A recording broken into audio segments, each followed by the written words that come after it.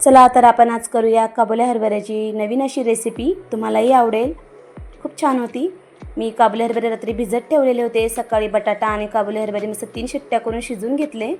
त्यानंतर आपण करणार आहोत टोमॅटो आणि कांद्याची पेस्ट। याच्यामध्ये दुसरं काही टाकायचं नाही। त्यानंतर थोडेसे काबुली हरभरे उकडलेल्या बटाट्याची पेस्ट करून घेणार आहोत।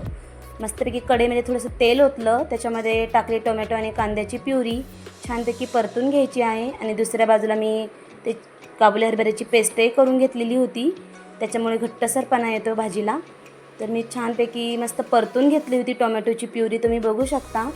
आपल्याला जास्त काही याच्यात टाकायचं नाही, कमी साहित्यामध्ये होणारी झटपट सकाळच्या वेळेत होणारी रेसिपी आहे ही, तुम्ही नक्की ट्राय करून बघा।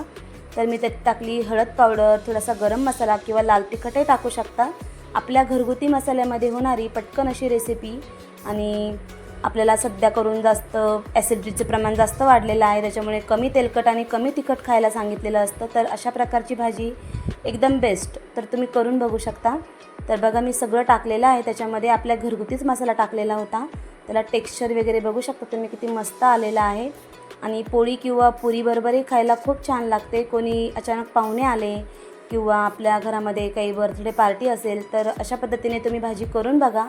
घट्टसरपणा याकरता आम्ही काबुली हरभरे आणि बटाट्याची पेस्ट करून टाकली, तर भाजी इतकी भारी आणि इतकं भारी टेक्स्चर आलं त्याचं, घट्टसरपणा खूप आला।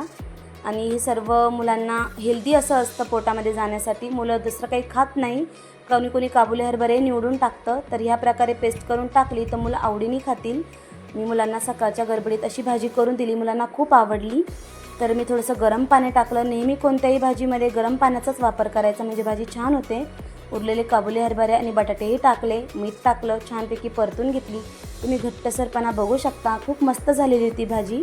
अशा प्रकारे नक्की ट्राय करून बघा। कमी मसाल्याची पदार्थ आणि भाजी, नवीन नवीन रेसिपीसाठी मला नक्की सबस्क्राईब करा। थँक्यू।